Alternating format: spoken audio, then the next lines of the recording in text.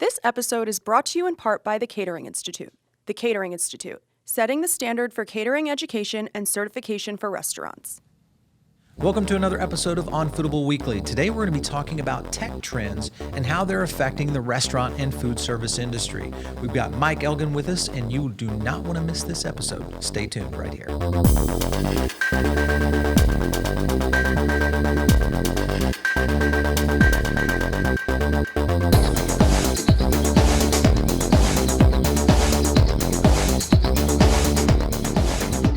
So in today's episode, as you guys know, we talk about some of the best topics in the industry, and today is no different.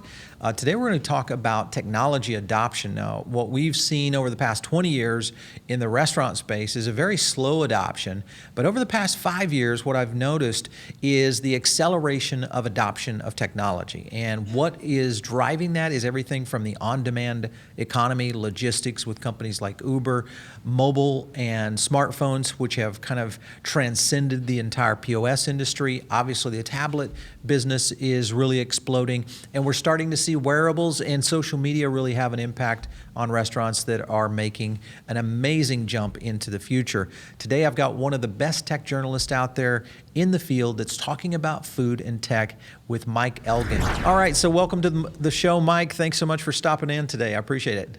Thank you so much for having me on. Yeah. All right. So, Mike, you are a tech journalist, also a nomad warrior out there in the world of doing everything from Twit to abroad. And one thing that always caught our our attention was your connectivity to food and technology. And of course, now you've kind of taken that to a new passion with your new podcast, the FATcast. So, tell us a little bit about that first. What is the FATcast? FATcast is my pride and joy. It's a passion project, but also eventually want to turn it into a new business. As you know, the podcast space is exploding right now. There's so many great podcasts, and it takes years to really develop an audience. So I've begun on that long journey to build a long-term audience. Food and technology, those things have nothing to do with each other, or do they? What I've found in talking to tech people is that technology-oriented people tend to also be foodies. And I think the reason for that is a nerd, a technologist, is somebody who doesn't accept things the way they are. They think there's a better way to do things. Right. And so those same kinds of people also tend to be of a similar mind when it comes to food. They don't just accept the food that's around them. They don't just do the same things over and over in the kitchen or in restaurants and so on. They try new things. And so I talk to technology visionaries about their technology visions, and then I talk to them about food. All right, well, so we're going to talk today a little bit about 2016 and kind of the future of what's happening in tech around the restaurant business. What we see is kind of transcending into the restaurant space. So the wearables category, social media, obviously programmatic, advertising, all things on the POS front. Let's kind of just jump into some of these topics. I want to talk to you a little bit about the Apple Watch. So Apple, of course, and of course, Android Wear and Google both have done wearables. Apple, of course, jumps into the space this year on their first iteration of the watch. And we're already starting to see some things in the restaurant space for crew tracking and movement patterns inside the restaurant industry, which we kind of anticipated from the POS companies, but now potentially app makers could be going that direction. What are your thoughts on just in general, the wearable technology for use in business? Well, I think that, first of all, I'm fascinated by the fact that the public has no idea what's coming. And believe me, it is coming. And people think, oh, wearables are kind of an oddity. They're kind of for, Right. Everybody thought the Apple Watch would be a big deal, but now it turned out to be not that big of a deal. And the Google Glass seemed interesting at first, but then it became a source of people being socially ostracized and so on. And so that's gone and all that stuff. Nothing could be further from the truth. This wearable space is about to explode.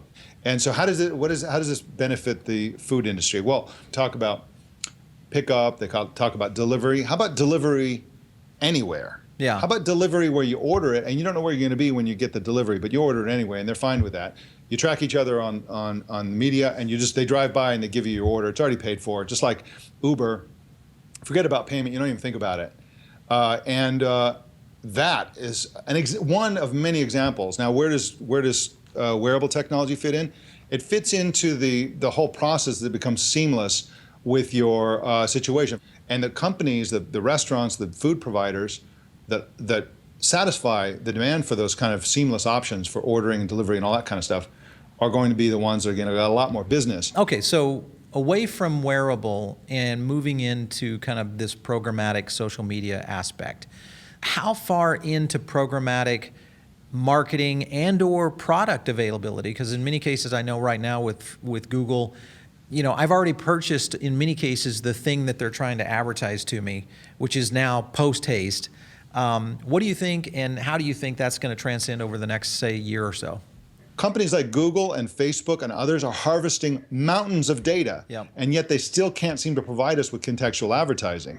And you mentioned that the most common type of contextual advertising is advertising to you relentlessly the products you've already purchased and therefore no longer have any desire for. The one Yep. product you absolutely are not going to buy is the one that they're advertising to you all the time. My belief about that is that we are simply, they've oversold it, and we're in the infant stages of that, and of course it will get much, much better because artificial intelligence itself is being applied to this.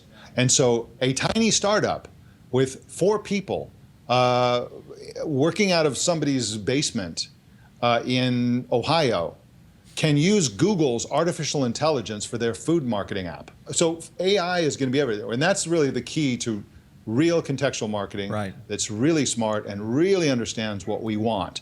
What are your thoughts on the POS? So POS in the industry, at least in our industry, has been this lethargic, very heavy, expensive process. I worked with Microsoft many years in developing products like that. But today, it's an iPad app or an iPhone app or a tablet scenario when you, especially with the Surface Pro and the hand recognition technology. Do you think that's really going to take leaps forward in the next couple of years in the food service space? I do. I absolutely do. I'm really convinced of it. But what's going to change it, I think, is what's going to rattle the food service POS world are companies like Uber. So Uber is really changing the expectations, and I like to call these invisible transactions. That an Uber transaction is utterly invisible. You don't even have to be involved in it at all. You call an Uber. You don't even have to remove your phone and deal with the transaction. You can. It will notify you and say, do you want to leave a tip? And do you want to rate your driver and things like that. You don't have to. It's optional whether you're even participating in any way in that transaction other than paying for it behind the scenes automatically. And I think that's what's really going to transform the whole food service industry is invisible transactions. People will simply take things or pick up things or enjoy foods or whatever and walk out. And if they want to glance at what they've paid for or any of that kind of stuff, that's fine. But I think we're moving beyond just Apple Store style person with the mobile device transactions. Mm-hmm. Where we're moving way beyond credit cards. We're just going to be like, you walk out and it's paid for. One last question, and we'll cut out of here. But I'm a Blue Apron user, so I've been using this on the food away from home side. We just had a new baby and don't go out as much, which for me, for a restaurant guy, is terrible because I love going to restaurants. But the experience I've had with Blue Apron and what they've done is pretty cool. The quality of ingredients, things of that nature, and of course it comes right to your door. Do you think we're going to start seeing sourcing get further and further integrated into logistic services like what we've seen with Uber, and even get more refined into what we're trying to do at home? And if so, do you foresee that balance really affecting food away from home versus food at home? We're entering in a new phase where we are using technology in order that we not modify the food. Mm-hmm. So when you use Blue Apron, exactly, the big benefit is not that they've figured out how to preserve meals for months and deliver you this meal that's been somehow preserved. They're delivering you food that was picked yesterday or the day before, and they're using technology to make that happen. And they're doing it in the perfect proportions so there's no waste, and they're delivering it with brilliant instructions that enable you to use it very readily. No doubt. And that's the future. I think that's the most, as a foodie, that's the most exciting thing, where you can use technology to not modify the food. All right, so one last thought. This, of course, is kind of reinventing food as a whole. We're seeing technology being applied, logistics companies that are now coming into scale. We tried Uber Eats in New York City a few times, traced them down, watched how they used that logistics system to do food delivery. And now maybe even companies, brands that are going into full food delivery without retail locations, completely guerrilla style, where pretty much everything you order is going to come from, a commissary of sort. Lots of that kind of movement. So in your opinion, all of what's happening is kind of occurring because of this massive idea generation that's coming in technology, and now it's starting to affect the food industry. Is that correct? Absolutely. It's big data. It's eventually going to be artificial intelligence. But most of all, I think it's giving, a smartphone is enabling all this stuff where consumers will be able to seamlessly give their locations, seamlessly pay for things, seamlessly know exactly when something's going to be delivered, seamlessly go through and choose this, that, and the other thing without the problems and expense and errors with a human person on the phone trying to talk to the person at the Chinese restaurant or whatever. And that's going to be a huge trend, I think, and an exciting one. Mike, it's so great talking to you, and I want to wish you the best of luck on the FATcast. I'm definitely going to be listening in on some of your episodes. Always love to hear your thoughts and your insights. Thanks for stopping in on the show today. Thank you so much for having me. I really appreciate it. Thanks again for watching this episode of On Foodable Weekly. Some really great things are happening here on the network as we continue to grow shows, but we're always looking for great ideas. So here's the way you get them to us. Reach out on Twitter, which is @Foodable, or myself, @Paul Barron. And what we're looking for are some of the top people in your industry or in your city surrounding food service and restaurants. Can be a chef, can be a mixologist, maybe a great brand leader. Love your ideas. Make sure and shoot them over to us.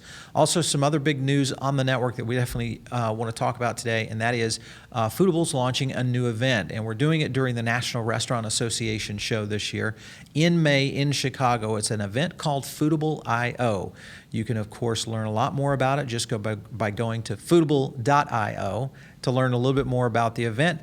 It's going to be an industry event that is kind of blending both film and education in one place. I think you're going to really love it. And I think that's it for now, right? Let's do it. Thanks for watching another episode of On Foodable Weekly.